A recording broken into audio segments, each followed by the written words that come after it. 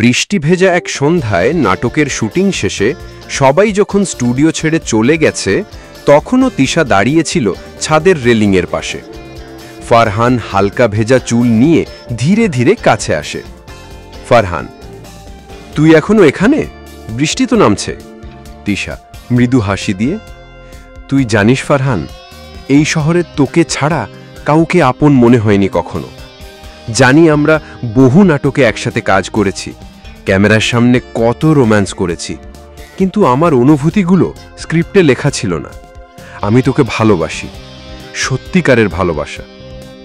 কয়েক সেকেন্ডের নীরবতা, ছাদের ওপর বৃষ্টির শব্দ যেন হঠাৎ থেমে গেছে। ফারহান আস্তে করে, তিশা, তুই আমার সবচেয়ে ভালো বন্ধু, তোর সঙ্গে সময় কাটাতে ভালো লাগে, তুই আমার সবচেয়ে কাছের মানুষদের একজন, কিন্তু প্রেম, আমি তোকে ভালোবাসি না সেই ভালে। তিশার চোখে জল আসে, সে মুখ ঘুরিয়ে নেয়, কিন্তু ভাঙা গলায় বলে, তুই কখনো বুঝলি না, আমি তোকে বন্ধু ভেবে থাকিনি কখনো। ফারহান, তুই আমার জীবনে স্পেশাল তিশা, কিন্তু প্রতিটা ভালো লাগা প্রেম হয় না। বন্ধুত্বের একটা সৌন্দর্য আছে, আমি সেটা হারাতে চাই না। তিশা চুপ করে, চোখ বেয়ে জল নামে, কিন্তু সে হাসার চেষ্টা করে।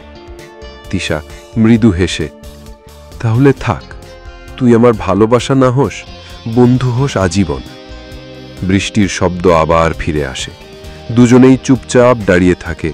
দুটো হৃদয়ের ভেতর বাজে এক একটা অসমাপ্ত সংলাপের সুর। কখনো কখনো বন্ধুত্বই হয় সবচেয়ে দীর্ঘস্থায়ী ভালোবাসা, যেখানে বলা কথা নয়, বলা হয়নি বলেই সব থেকে গভীর থেকে যায়।